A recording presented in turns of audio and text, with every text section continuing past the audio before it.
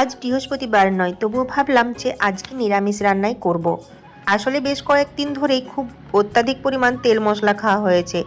এই যেমন ধরো কচুরি, চিকেন পরপর খাওয়া হয়ে গেছে, সেই কারণে ভাবলাম যে আজ একটু হালকা পাতলা কিছু রান্না করব। শুধু যে তেল কম দেবো তা না, মশলাপাতিও একদম কম দেবো, তার জন্য নিরামিষ বানাবো ভেবে নিলাম।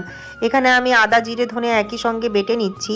এটা আমি মিক্সিতেও বাটতে পারতাম, তবে শিলনোড়াতে বাটলে টেস্টটাই আলাদা হয়। আগে আমি প্রথম মিক্সিতেই সমস্ত মশলা বাটতাম, তবে মিক্সিতে বাটা মশলা এখন আমার হাজব্যান্ড একদম খেতে চায় না। শিলনোড়াতে বাটা মশলা খেতেই ও বেশি পছন্দ করে।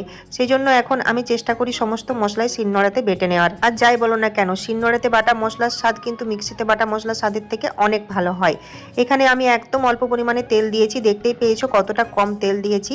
এরপর দিয়ে দিলাম অল্প একটু পাঁচফোড়ন, তারপর দিয়ে দিয়েছি পরিমাণ মতো টমেটো কুচি আর দুটো চেরা কাঁচা লঙ্কা।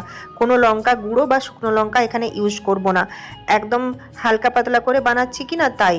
তারপর দিয়ে দিলাম আগে থেকে বেটে রাখা মশলাটা 1 চামচ। এরপর মশলা দিয়ে বেশ ভালোভাবে খানিকক্ষণ ধরে কষিয়ে নেব। যখন একটু ভালোভাবে ভাজা ভাজা হয়ে আসবে, তখন লবণ আর হলুদের গুঁড়োটা দিয়ে দেব।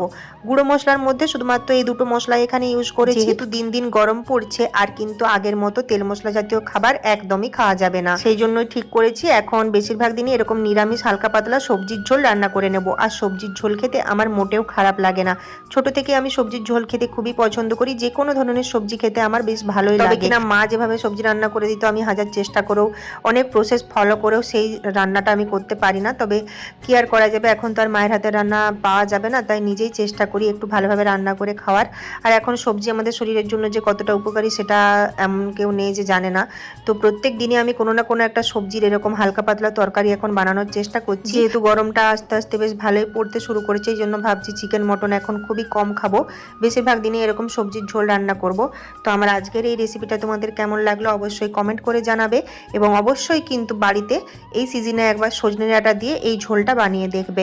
আজকের ভিডিও এই অবধি, দেখা হচ্ছে অন্য কোনো ভিডিওতে অন্য কোনো রেসিপি নিয়ে। ততক্ষণ পর্যন্ত সকলে ভালো থেকো, সুস্থ থেকো, টাটা।